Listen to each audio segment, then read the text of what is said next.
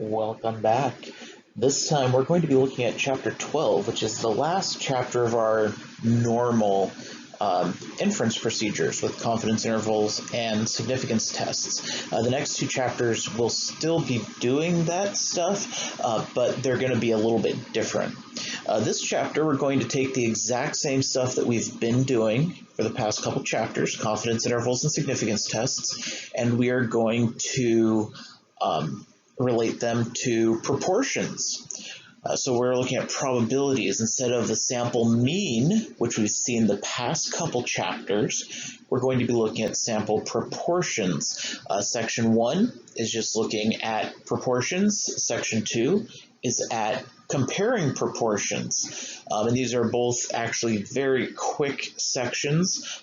They never took very long anyway, and so this should actually be a fairly quick and concise thing. Although with that being said, make sure that you're reading your book as well. That's more important now than it ever has been. So, our proportions. The very first thing we have is the parameter, p, as opposed to mu. And the statistic is p hat, which is just how many successes we had, whatever success was, divided by the total number in the sample. It is the parameter, or the value we got, the statistic we got from the sample itself. Another thing to remember is the standard deviation of a proportion is the square root of p times 1 minus p over n. We'll see how that relates to different things that we're doing today, but that is something that people tend to forget. What's nice is a standard deviation of a proportion is way easier to find than the standard deviation of a sample mean, because it doesn't require all of the individual data, it just requires the proportion and the sample size. And so since we can actually find the standard deviation, we use the Z procedures instead of the T procedures, which means we're back to using table A instead of the t-table. Last chapter we had the t-table, but we started out with table A. And so that's kind of nice. For significance tests, we test a null hypothesis that P equals some P naught. That's going to be your number. That's going to be 0.7. It's going to be 0.5, 0.2, something in between 0 and 1. But not 0 or 1, because that would be a really weird null hypothesis. It should be somewhere in between there. But as always with your null hypotheses, remember that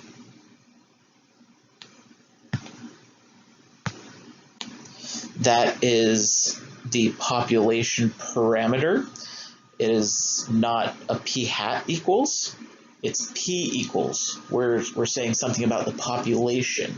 And then your alternative hypothesis, HA, is just going to be p is greater than, less than, or does not equal that same exact number. So our z value, which already popped up here, I had an issue with my pen there.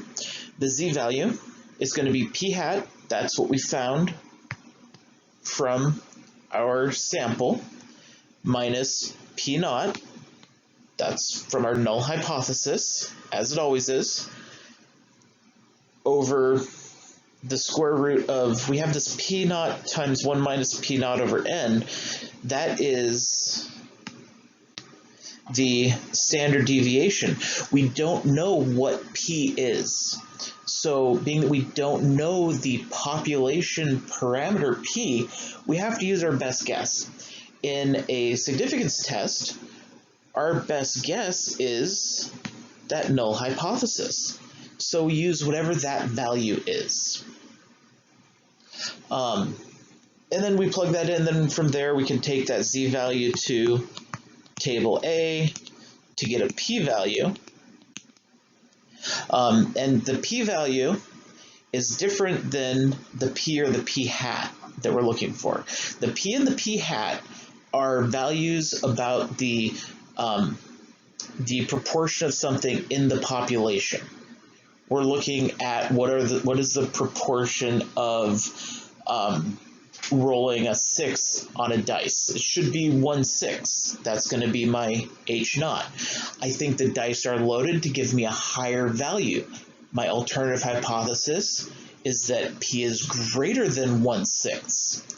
That's what those two values are. It's saying something about what the population is.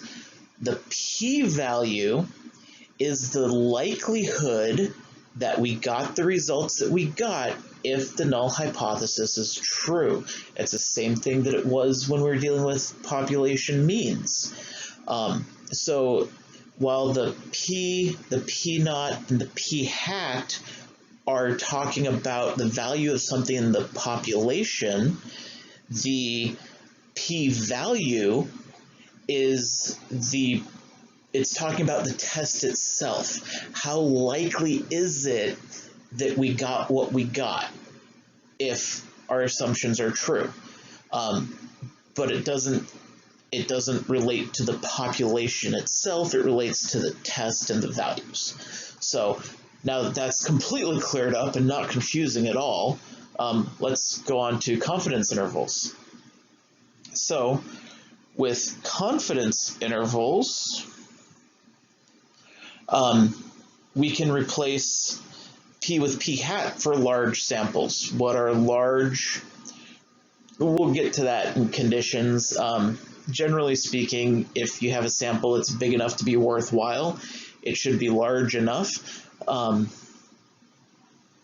mean, 20, 30, 40, those, depending on what your p-value is, should work. I mean, you're not going to do a proportion with a sample size of like 5. That wouldn't make sense. So we have our standard error for p hat, which is the standard deviation, except it uses p hats instead of p's because that's our best guess as to what it is. The p hat is going to be our estimate. Remember, with confidence intervals, we're trying to estimate the value of the population mean, or in this case, the population proportion.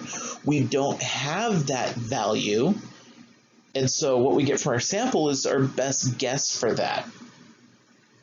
So our confidence interval then, remember our confidence intervals are always the estimate plus or minus z star times the standard error. Z star again comes from table A, and that's dependent on our confidence level. For a 95% confidence interval, Z star should be 1.96. And then it changes if you want to change that percentage. So that's our general formula for confidence interval. Specifically, we're going to have p hat plus or minus a z star times that standard error that we just talked about. I know sometimes we like to see what value of n should we have for a margin of error. Well, for that, if you want to figure out your margin of error, like what sample size do you need? You would take this, set it equal to your margin of error. For p hat, you can use, because this would be before you did your sample, for p hat you could use like prior knowledge, a best guess, or worst case scenario, use 0.5, because that'll give you the biggest n, the biggest value of n that you would use. That way, if it comes out to be not 0.5, your margin of error should still be small enough for what you're looking for. So conditions. We have some conditions here. SRS, always an SRS. Remember, bad data makes bad statistics. So an SRS is the start of our getting good data. The population has to be 10 times the sample. That's a common thing as well. Because what happens there, if our population's not 10 times the sample, our formulas start breaking down. Not necessarily in a bad way, it's just that the closer we get to the actual population, the less variability we actually have. Like if our sample is the population, we have a census, then we don't have the need for a confidence interval. We can actually get that value of p. Generally speaking, especially with proportions, the population is enormous, so this is not a problem. Back to the rolling dice. The population for something like rolling dice is infinite, because you can roll your dice as many times as you want. So it does not matter how long we roll or how many times we roll the dice. For significance tests, with our H naught as P equals P naught, we need n times P naught to be greater than or equal to 10, and n times 1 minus P naught to be greater than or equal to 10. So based on our null hypothesis, so before we ever do our test, we need to be expecting 10 successes and 10 failures. For confidence intervals, our n times p hat has to be greater than or equal to 10, and the n times 1 minus p hat has to be greater than or equal to 10. This is something where you need to have a guess as to what p hat might be beforehand, or just have your sample size big enough. Here, if your p hat is 5, like if you're expecting it to be about even, you only really need a sample size of about 20. However, if you're expecting a small or large p hat, your sample size is going to have to be quite a bit bigger. So that is section 1. Getting into section 2 is we're going to be comparing two proportions. We compare the difference of P1 minus P2, or P1 hat minus P2 hat. So here we get some equations that have variables that are absolutely insane. Like already we have P1 hat and P2 hat. That's a P with an accent, a hat accent, and a subscript. It's going to get crazier. There's some of these I love, not for the niceness of the formula, but the amazingness of the variables. So, standard deviation. Remember from the last slide, our standard deviation for one proportion is just going to be p times 1 minus p over n, and then all square rooted. Well, for two of them, remember that we add, even though we're subtracting the proportions. Standard deviations never subtract, they always add. But actually, standard deviations do neither of the two. Variances add, standard deviations do not. So, for the variance, we just need to square it. That's easy enough. We get rid of the square root sign, and then we can add them together. So here's what I'm talking about with this variable. We have sigma of p1 hat minus p2 hat squared. So this variable, it's a Greek letter with a squared, and it has that subscript. With subtraction, each of them has an accent and a subscript of its own. I mean, this is just beautiful, and it's the thing that makes lesser mortals cry. If you have to wipe a tear, it's okay, you're first seeing this just now. But that's just the notation. So we add the two together, and then to get the standard deviation, we take the square root. Well, what about the standard error? Because we know that we're going to have standard error for the confidence interval and stuff. It's the same thing, but instead of P1, P2, we just use the P hats, P1 hat, P2 hat. So that's what we get to use for some of this fun. Quick note, remember that a lot of these things you would do in your calculator. When you're doing these tests, very rarely would you ever do a 2-sample test not in your calculator. I mean, it's possible, but use the technology that you have.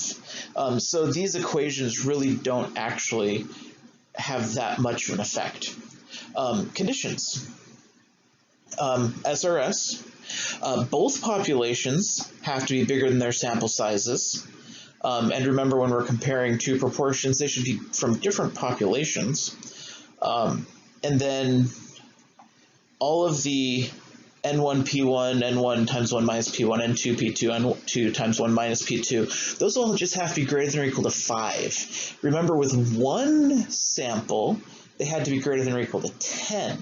With 2 sample, they just have to be greater than or equal to 5, which gives us 10 total between the two. So we have that confidence intervals for P1 minus P2, because that's our two proportion variable. It's still going to be the estimate plus or minus z star times the standard error. Well, our estimate is going to be P1 hat minus P2 hat plus or minus z star times that mess that we saw a minute ago. So, I mean, that's all confidence intervals are. Again, though, use your calculator. I mean, that's, yeah. And then finally, we have page loads. Oh, it loaded. Apparently I didn't. So that's the punchline at the end. I forgot to fade that one in, apparently. Significance tests. For significance tests, our H naught, it's going to be P1 equals P2 or P1 minus P2 equals 0. Those two statements are mathematically equivalent, right? Because we could subtract the P2 over from here if we went minus P2 minus P2, we would get this one. So those are the same. Your alternative hypothesis, it's the same, except it's either not equal to, greater than, or less than. So what are you trying to show? Is the proportion going to be greater than, less than, or just that these two things aren't going to have the same proportion? Remember the not equal to, you end up with the two-sided test, which means that things are doubled. So that's great, but as we can see from what faded in here, that's a new formula. So we need a standard error here.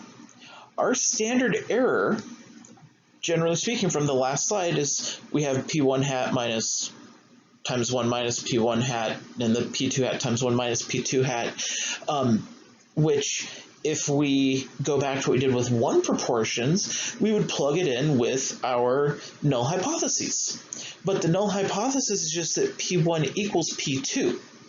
Like, there are actually no numbers there. My null hypothesis, if I'm doing something, is the probability of my first thing equals the probability of my second thing. Like, there are actually no numbers there. Like, it could be the probability of getting COVID-19 equals the probability of getting the flu. Alternative hypothesis, so probability of CV equals probability of flu. Alternative hypothesis, probability of CV is greater than probability of flu. I'm not making commentary on that, I'm just using it as an example, popped into my head, couldn't imagine why. But we don't know what the probabilities of either of those are for this test. It's just that we're saying they're either equal or this one's going to be bigger than the other one. So there are no numbers to plug into the standard error. So what do we do? Well, for this we use what's called a pooled sample proportion. Sometimes pooled sample proportions are used to simplify some equations, which we don't use those anymore because we have the technology, so we don't need to do that. But in this case, it's important because it's important because of the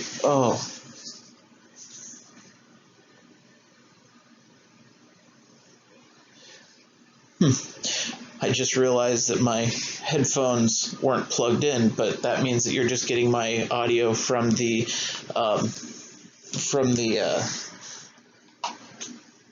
computer mic anyway. I almost stopped it and redid the whole thing. That would have been unfortunate. So that's what the beeping in my ear was for, apparently. Anyway, so sorry about that. standard error, the pooled sample proportion. In this case, we use it because we need to find some values to plug in for this P1 hat and P2 hat. So to get that, we just have a single P hat that's going to be the x1 plus x2 over n1 plus n2. That would be the number successes on each of them divided by the total numbers tested on each of them. So if we had one, let's say for x1 we tested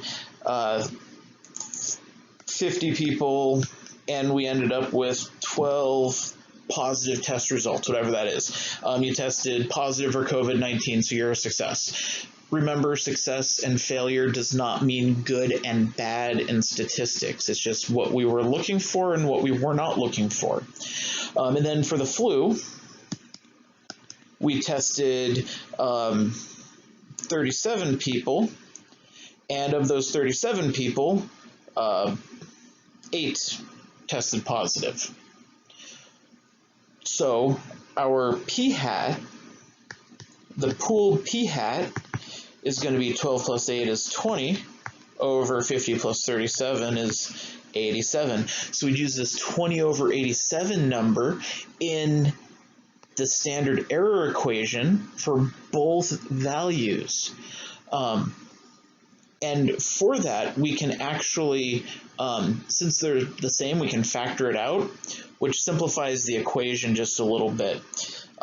So this would be like a square root of 20 over 87 times 1 minus that, which would be a 67 over 87, and then plus 1 over 50 plus 1 over 37.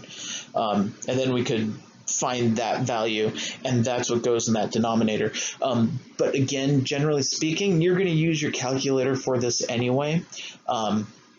Just like all the other tests and confidence intervals that we've done, you can either have your data or you can have just the values. And with proportions, it's not usually the p-value. It's going to ask for x1, n1, x2, and n2. So those are our sample proportions, tests, and confidence intervals, both 1 sample and 2 sample. Again, it's the same stuff that we've been doing the past few chapters, just with a new initial twist on it. So that's what it is. That's what we're working on this week. This is the last section that is actually on the AP test. So we will continue to practice for the AP test until after that, in which case we'll do chapters 13 and 14, which honestly were only a week long to begin with, and one of them was even a conference week generally. So those 2 chapters are just kind of short wrap-up type chapters. But we'll get to those in a couple weeks. But do practice problems, read your book. If you're taking the AP test, also make sure you're watching those videos online and getting prepped for that. And I will talk to you later. Until then, keep working problems, keep asking questions, and as always, happy mathing.